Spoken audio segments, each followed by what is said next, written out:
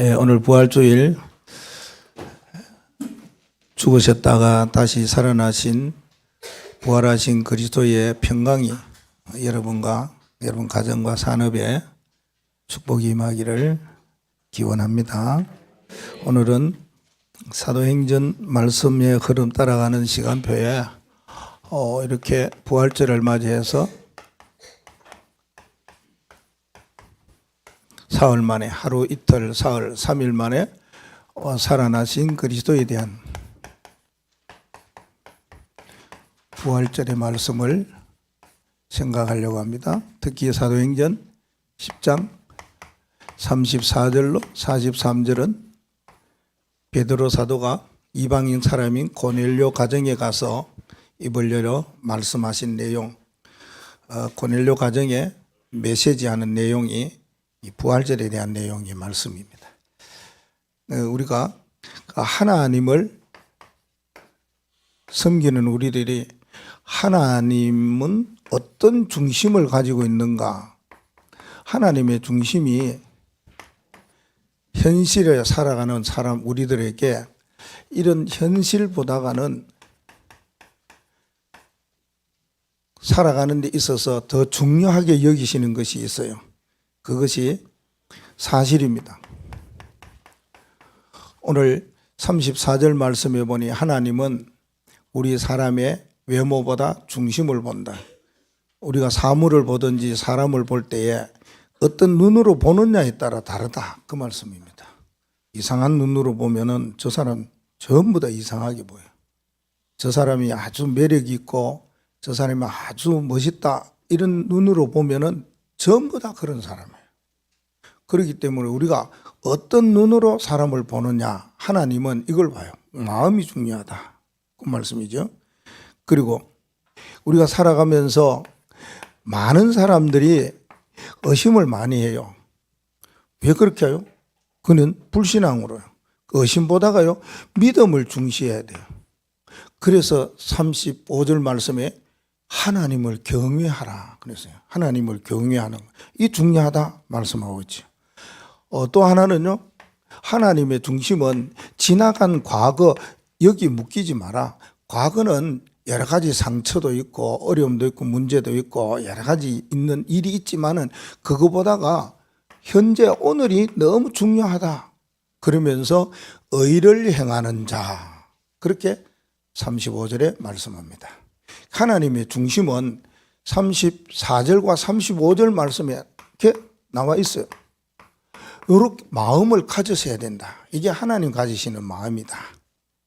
우리가 오늘 언약을 붙잡는 귀한 시간 되기 바랍니다. 그러면 사흘 만에 살아나신 그리스도 부활절에서 가장 중요하게 생각해야 될 세 가지 말씀, 오늘 성찬식도 있고 해서 짧게 말씀을 생각하려고 합니다. 첫째 하나는 화평의 복음, 화평의 복음이신 그리스도에 있어요. 이거 36절에 말씀하고 있어요. 예수 그리스도로 말미암아 화평의 복음을 전했다. 누구예요? 하나님께서 그리스도를 통해서 이 땅에 화평의 복음이 뭔지를 전하셨다. 그 말씀합니다. 하나님이 이 땅에 오셨지요. 그게 그리스도이시지 않습니까? 어떻게 오셨습니까? 이렇게 오셨어요. 성육신 하신 그리스도이세요. 하늘에 계시면서 하나님이신 그분이 인간의 몸을 입고 이 땅에 오셨다. 왜 그러냐? 이유는 인간을 구원하시기 위해서 오셨다. 이 짐승들 아니에요. 특별히 하나님께서 만드신 하나님의 사람들을 구원하기 위해서 인간의 몸을 입고 오셨다. 그분이 하나님이시요 그리스도이시다. 그런 말씀하고 있습니다. 이분이 왜 인간의 몸을 입고 이 땅에 오셨느냐? 하나님과 사람과에는 너무 멀리 떠나 있어요. 사단의 유혹으로 말미암아 사람들이 하나님을 떠나 살아요. 불순종하며 살아요. 사단의 미혹받아 살아요. 사단의 지배받고 고통 속에 살아가요. 그래서 어떻게 해야 되겠느냐? 하나님께서 인간의 몸을 입으시고 이 땅에 오셔서 그 모든 일들을 화목해 하셔야 되겠다. 그래서 그리스도께서 오셨습니다. 둘을 하나 되게 하기 위해서. 하나님과 우리와 멀리 떨어져서 하나가 되어야 되는데 둘이 됐어요. 그 둘을 모여 하나 되게 하기 위해서 그렇습니다. 또 이 땅에 하나님을 떠나니까 평안이 없고 화평이 없어요. 그래서 화평을 주러 그리스도께서 이 땅에 오셨다 말씀하고 있습니다. 그래서 화목해 하시기 위해서 오신 그분이 계신다 그 말입니다.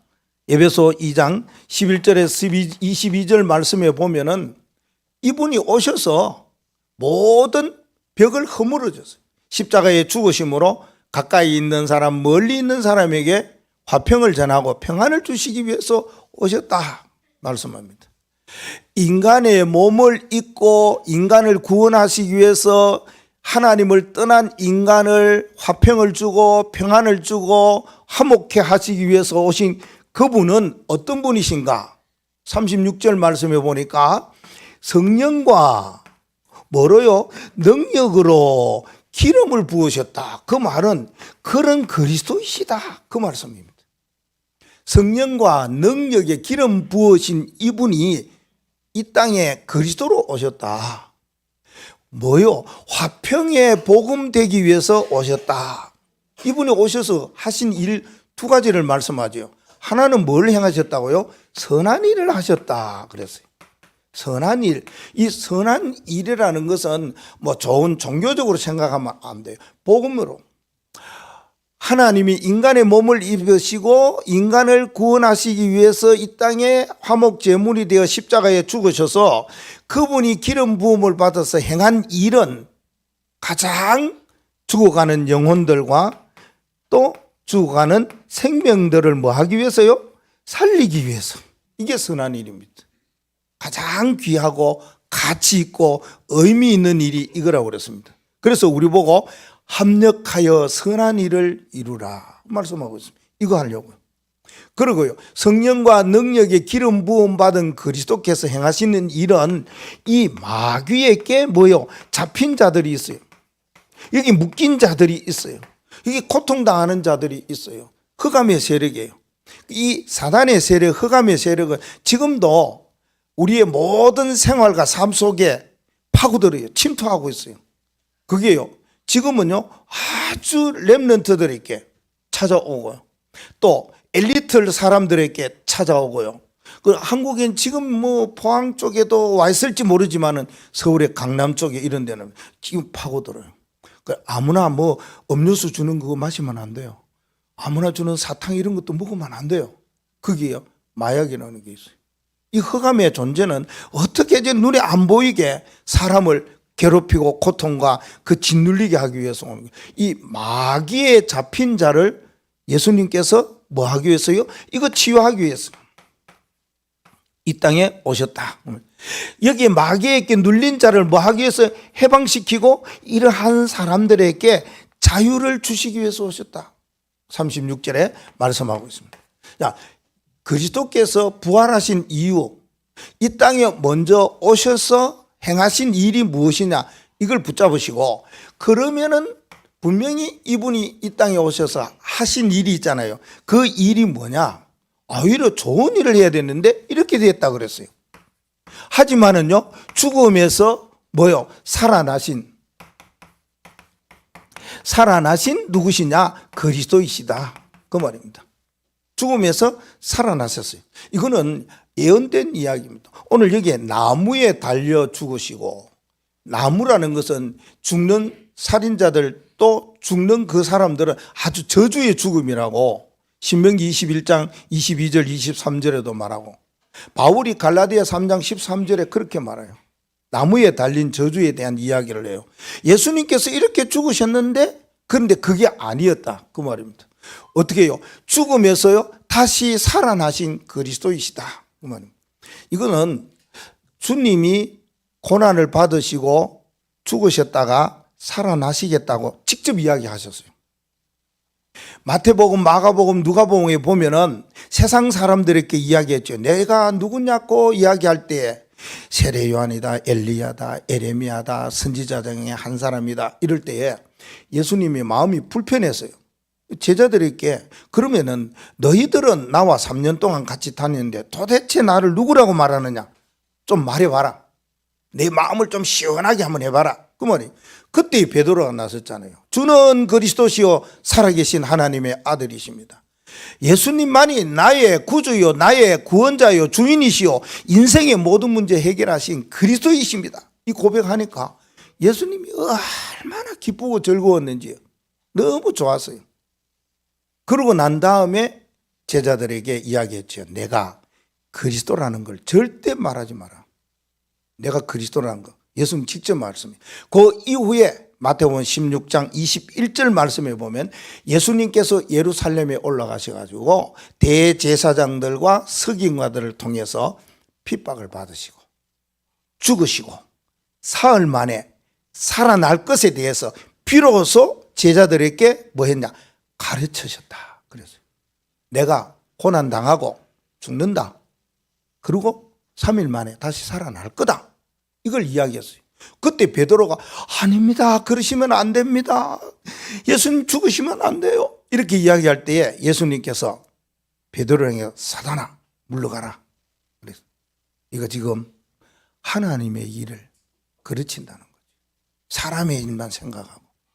그때 예수님께 직접 예언을 하셨어요. 내가 죽고 살아날 것이다. 그래서 예수님이 죽으시고 살아나신 이 부활은 주님께서도 예언하셨지만은 성경에 있는 그대로예요. 성경을 바꾸든지 말입니다. 부활을 안 믿고 부활이 잘못됐다고 말하는 사람, 예수님은 기절해서 죽은 거 아니야. 너희들이 봐서 그건 예수님이 살아난 게 환상을 봐서야. 예수님은 죽을 때 사람들 제자들이 와서 그 시체를 도둑질해 가면서 살아났다고 해서 그게 아니라니까요. 그게 맞으면은 이 성경에 대한 것을 완전히 없애 불태우든지 해야 돼요. 예수님이 죽으시고 살아나신 것은 성경대로 죽음, 성경대로 부활이라 분명히 말씀하고 계세요. 고린도전서 15장 3절과 4절 말씀. 예수님은 어떻게 죽으셨느냐? 십자가에. 예수님은 어떻게 살아나셨느냐? 성경이 말하고 있다. 그 말입니다. 우리는 성경이 사람의 말이 아니고 하나님의 말씀, 영감으로 기록된 말씀, 우리에게 교훈과 책망과 바르게 함과 의로 교육하기에 유익한 말씀이다. 이 성경 말씀 66권이 영생을 주시는 누구에 대한 이야기요? 예수 그리스도에 대한 이야기다 라고 사도 요한은 이야기하고 있습니다. 그렇기 때문에 성경대로 예수님이 죽으시고 살아나셨다 그 말입니다. 그냥이 아니다 그 말이죠. 여기에 대하여서요 증거가 많아요. 예수 그리스도의 부활의 주에 대하여 만난 사람들의 증거가 있다 그 말입니다. 그래서 40절 41절 말씀 같이 볼까요? 예, 하나님이 사흘 만에 다시 살아나사 나타내시되 모든 백성에게 하신 것이 아니요 오직 미리 택하신 정인 곧 죽은 자 가운데서 부활하신 후 그를 모시고 음식을 먹은 우리에게 하신 것이라. 베드로가 지금 말합니다. 우리에게 하신 것이다. 예수님이 부활하셔서 음식을 먹고 우리에게 부활의 증거를 주셨어 이 말씀입니다. 만난 사람들이 많아요. 개인적으로 만난 사람들도 있어요. 제일 처음에 부활했어서 만난 베드로가 예수님 무덤에 갔어. 빈무덤이에요. 세마포만 쌓여 있는 것을 봤어요. 세마포가 근데 흘러진가 딱 쌓여서 예수님 부활하셔서 입은 베옷을 딱 개가지고 그렇게 놨어요. 그 다음에 막달라 마리아가 가다가요. 이게 천사를 만나고 천사가 이야기한 줄 아는데 예수님이 있어요. 그래서 만나고 막 너무 반가워갖고 안고 싶었어요. 그렇겠지요. 그런데 아니다. 아직까지 내가 하늘로 올라가기 전에는 갈릴리에 가서 내가 살았다고 이야기해라 이 말을 하셨어요. 막달라 마리아가 누굽니까? 흑암과 악한 사단의 귀신에 확 눌려가 고통을 당해서 그때 예수님께서 고쳐주셨어요. 그 우리가 뭐 하면 막 달라고 막 하는 욕심스러운 마리아 같지만 그렇지 않아요. 자기가 치유받고 자기가 해방받고 자유함을 누렸으니까 이거 어떡하겠어요? 증거가 있는데 예수님이 죽으셨다니까 너무 거기에 시체가 상하지 않도록 하기 위해서 향품을 갖다 발라주기 위해서 올라갔더니 죽은 것이 아니에요. 살아났어요. 만났다니까요. 그랬었어요. 아니 그렇게 개인적으로 만나가 야고보에게도 나타나시고 고린도 15장에 보면은 만삭되지 못한 나 바울에게도 나타나셨다. 바울에게도 나타나셨죠. 바울이 뭐라 그러니까 나는 10달도 채우지 못한 그렇게 사도 중에 가장 작은 자, 교회를 그렇게 핍박했던 사람 중에 한 사람이 나에게도 나타나셨다. 어디에서요? 다메섹에서 나타나셔서 부활의 주님이 바울에게 말씀하셨어요.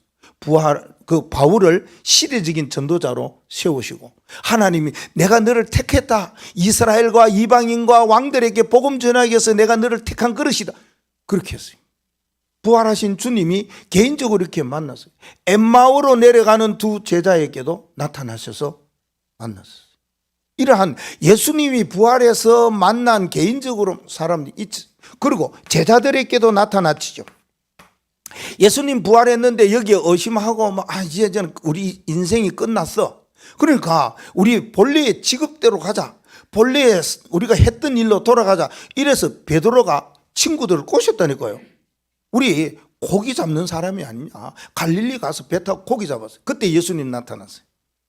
거기 고기 없다. 이쪽에 고기 있다. 그러니까 그물을 거기에 내리니까 엄청 많이 얻었어요. 그래서 제자들이 고기 많이 잡아서 육지에 오니까 어떤 사람이 거기에 뭘요? 떡을 고기를 주면서 우리에게 주시는 거예요. 근데 그분이 누구야? 주님이시. 부활하신 그리스도이시다. 만났어요. 제자들도. 아니 도마가 없을 때 예수님 만나가지고 막 이렇게 너희에게 평안이 있을지어다 이랬어요. 그래서 그 이야기를 도마에게 이야기했더니 나는 예수님의 손 진짜 만져보지 아니하고는 도저히 못 믿겠다. 그랬더니 예수님이 아시고 도마 있는 데 와가 나타났어. 도마야 너는 본고로 믿느냐 보지 못하고 믿는 자가 더 복이 있다. 그렇게 해서 제자들에게도 나타나셨어요. 몇 번이나요? 성경에 보면 11번씩이나 나타나서 이야기했어요. 그러면은 이들만이 나타났냐? 아니요. 많은 사람들 무리에게도 나타났어요. 고린도전서 15장 6절에 보면 500여 형제에게 나타났어요. 내가 부활의 그리스도다 라고 말하면서 갈릴리에 가라, 마가다락방으로 가라, 그 말씀이죠. 그런데 거기에는요 500명 다 모이지 아니하고 120명만 모였다. 그리고 사도행전 1장 11절 말씀에 보면 예수님이 부활해서 올라가실 때 승천하실 때 그때의 천사들이 이야기하잖아요. 너희 갈릴리 사람들아 지금 본 그대로 예수님 다시 오실 것이다. 갈릴리 사람들아, 거기 있는 모든 사람들 예수님이 부활하신 것에 대해서 분명히 만났다는 거예요. 증거가 있지 않습니까? 여러분 그리스도에 대한 만남, 부활에 대한 만남 증거 조금 이따가 이야기할게요. 그러면 뭐 해야 되겠느냐 그 말입니다. 만났으니까 복음을 전할 수밖에 더 있습니까? 복음 전하는 전도의 증인이 될 수밖에 없는 거죠. 이게 말씀에도 나왔어요. 42절 말씀 보십시다. 우리에게 명하사 백성에게 전도하되 하나님이 살아있는 자와 죽은 자의 재판장으로 정하신 자가 곧 이 사람인 것을 증언하게 하셨고 시대의 모든 일에 재판장, 심판주가 되시는 그리스도에 대해서 이야기하면서 이것을 뭐 하라고? 증언하라 이야기합니다. 말하라는 것은 증거를 줬기 때문에 증인으로 말할 수밖에 더 있습니까? 여러분들이 본 것 있으면 본대로 말하는 거, 그게 증인의 가장 힘 있는 겁니다. 여러분이 뭔가 느낀 거 있습니까? 마음의 신앙으로 믿음으로 체험된 것이 있습니까? 이거는 누구도 못 말려요. 하나님이 내게 그와 같은 역사를 이루셨는데 뭐요?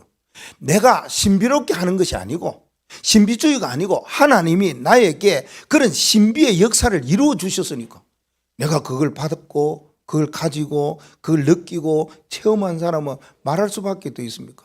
자, 예수님을 어떻게 하셨느냐? 영접하는 자 그 이름을 믿는 자에게 하나님의 자녀되는 권세가 주셨으니 예수 그리스도를 믿고 영접했을 때 그분이 어디에 계십니까? 내 안에 계신다. 성령이 너희 안에 너희를 성전 삼은 줄 알지 못하느냐?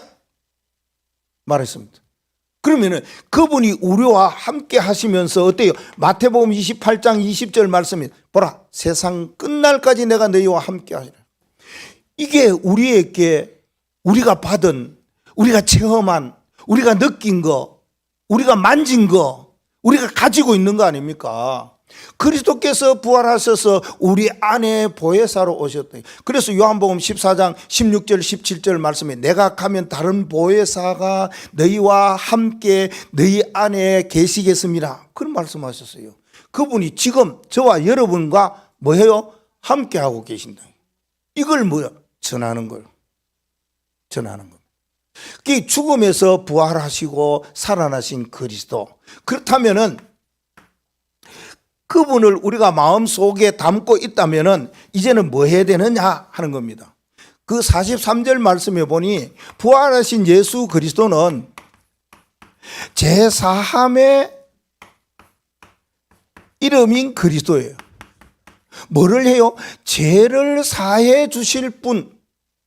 인간의 모든 죄를 사해 주시는 이름이 그리스도이시다.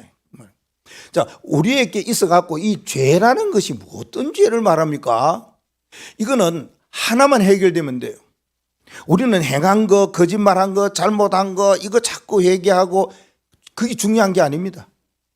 그것보다 더 중요하다면 뭐요? 우리 조상이 지은 죄가 나하고 상관없는데 영적 대물림으로 내가 계속 그 쳇바퀴를 돌아가고 그렇게 한다. 이게 더 심각하죠. 그것도 심각한 거 아니라니까요. 하나님 앞에서 죄가 가장 심각하거는 원죄예요. 하나님은 모르는 죄예요. 하나님을 떠난 죄예요. 흑암과 사단에 묶인 죄예요. 그걸요, 그 죄사함을 어떻게 해결받느냐? 다른 방법이 없다는 거예요. 오직 그리스도 이분만으로 원죄 해결이 있어요. 원죄 해결되면 조상죄, 우리가 가진 영적 문제, 내가 실수하고 잘못하고 범한 모든 거 끝나요. 왜? 우리 주님께서 십자가에서 모든 거 끝내주셨어요. 다 이루었다 말씀하셨기 때문입니다. 자, 그러면은 죄사함을 받을 수 있는 이름, 그 이름이 사실은 뭡니까? 이게 복음이라는 거예요. 그래서 우리는 부활절 생각하면 할수록 그래, 내가 복음의 사람이 돼야 되지, 이 마음 가지시면 돼요.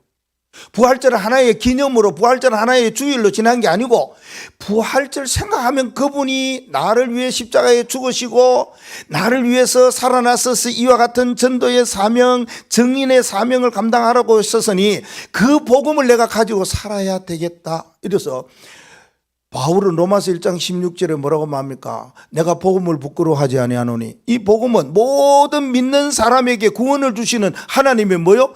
능력이다. 능력이에요. 진짜 복음이에요. 우리는 이 복음 가지고 살아가는 거예요. 그럼 어떻게 살아가느냐? 복음으로 말미암아 뭘 받았어요? 구원받았어요. 종교로 구원받은 거 아닙니다. 선행으로 구원받은 거 아니고 공부 잘하고 똑똑해서 구원받는 그런 절대 없습니다. 부자가 되면 구원받는 절대 없습니다. 그런 방법이 하나도. 오직 복음, 복음 중에 복음인 그리스도로 통해서 구원받았습니다. 이 구원받은 사람은 복음 가지고 늘 어떻게 살아가면 되느냐? 감사하며 살면 됩니다. 기뻐하며 살면 됩니다. 즐거워하며 살면 됩니다. 이 감사하는 이거예요. 그래서 우리는 뭐 합니까? 뭐든지 감사 갖다 붙이라니까요. 범사에 감사니까. 안 된 것도 감사합니다. 잘못된 것도 감사합니다. 만났을 때도 감사합니다. 헤어질 때도 감사합니다. 감사라. 감사밖에 할 게 없어요, 우리는. 왜? 복음 안에 있어 보면. 그리고 이 복음을 가지고 뭐 하면 됩니까? 하나님 앞에 예배하면 됩니다. 그냥 예배가 아니고 복음, 그리스도 언약 붙잡고 예배할 때. 여러분 교회 오면 그래서 기분이 좋고 막 설레이고 그런 이유는 나를 구원해 주셨으니까. 감사의 삶을 살아가도록 해 주셨으니까. 예배 이것도요, 너무 기쁘고 즐거워. 내 생애에 있어서 예배밖에 없다. 예배가 우선이고 예배가 최고고 예배가 제일이야, 이렇게 가는 거예요. 그게 구원 복음을 맛본 사람이 하는 거잖아요. 자, 복음을 제대로 맛본 사람은 뭐 합니까? 이게 가지고 하나님 앞에 예배하면 기도하는 거예요. 이때 기도가요, 땅의 기도가 아니죠. 이때 기도가요, 하늘의 기도예요. 보좌를 움직이는 기도예요. 이 기도는요, 성삼위 하나님의 기도예요.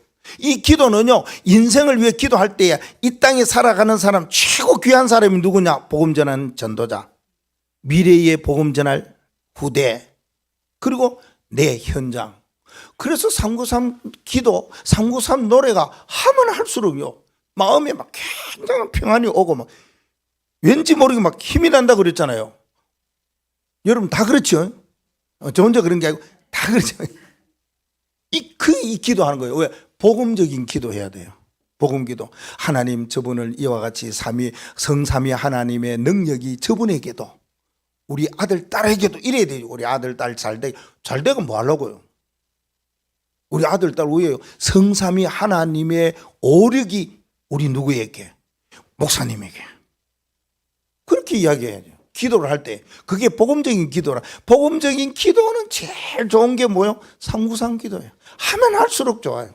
자, 그 다음에요, 이 복음 가지고 기도하다가 내게 증거가 있고 역사가 있고 뭔가 나타나면 그걸 뭐 합니까? 전도하는 거예요. 이게 우리의 살아가는 삶이잖아요. 우리 평생에 살아가는 삶이잖아요.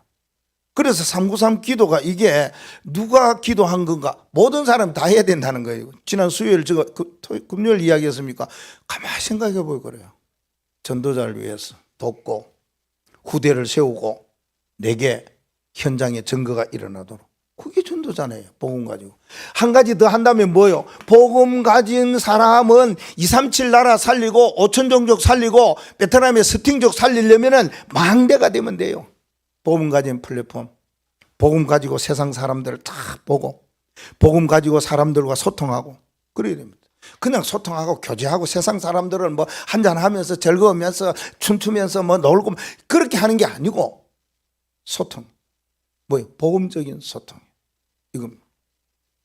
자, 우리 부활절을 맞이해서 우리가 결론적으로 가져야 될 것이 뭐냐? 그러면은 부활에 대한 증거를 주셨으니까 이 부활의 신앙 있지요. 부활의 믿음. 이걸요, 우리가 뭐 해야 되나? 결론을 내려봐야 돼. 결단해야 돼요. 부활의 신앙이 도대체 뭔가? 부활의 그 믿음이 뭐냐? 이걸요, 우리가 뭐 해야 되냐? 확인을 해야 돼요. 언제 확인하느냐? 어떤 일이 있을 때마다 요 시스템 속으로 딱 들어가야 돼요. 이 시스템은 절대 무너지지 아니하고 이 시스템은 그 누구도 막을 수가 없고 이 시스템은 그 누구도 넘어뜨리지 못하는 거예요. 이 시스템 속에 우리가 딱 들어가면 돼요. 그렇듯이 광명교회가 이 시스템 속으로 들어가도록 하나님께서 합력해서 선한 일을 하도록 하셨다 그 말입니다. 그게 뭡니까? 하나님 그리스도는 나와 함께 하셔요. 그렇죠? 오늘 장로님 두 번이나 기도하시더라고. 나와 함께, 우리와 함께, 임마누엘, 모두와 함께, 원네스. 이게 우리가 꼭 가져야 될 시스템입니다. 부활하신 그분이 나와 함께 하시는 게 이게 부활신앙이에요. 부활신앙, 부활을 안 믿는 사람 너무 많습니다. 부활의 신앙 안 만났으니까, 부활하신 그분을 못 만났으니까, 만나는 길과 방법을 모르니까 사람들은요, 신학자도 예수님 부활을 안 믿는 사람 많다고 그러잖아요. 목회자도 그런 사람 많다고. 그 평신도는 더 하겠죠. 부활하신 그분이 뭐요? 나와 함께. 두 사람 만났어요. 목사님 만났어요. 장로님 만났어요. 렘넌트 만났어요. 보니까 거기도 있네. 우리와 함께. 뭐 일을 했어요. 사람들이 다 모였어요. 야, 우리 모두와 함께 이와 같은 이 시스템, 이 망대를 꼭 가져야 된다 그 말입니다. with 임마누엘 원네스 시스템 망대, 위오스 망대. 그러니까 교회 가서 내가 축사할 때 이거 갖고 했는데 우리도 한번 외쳐볼까요? 위오스 시스템 망대. 예, 이걸 날마다 우리가 확인을 하는 그런 이 시간 성찬이 되기를 바랍니다.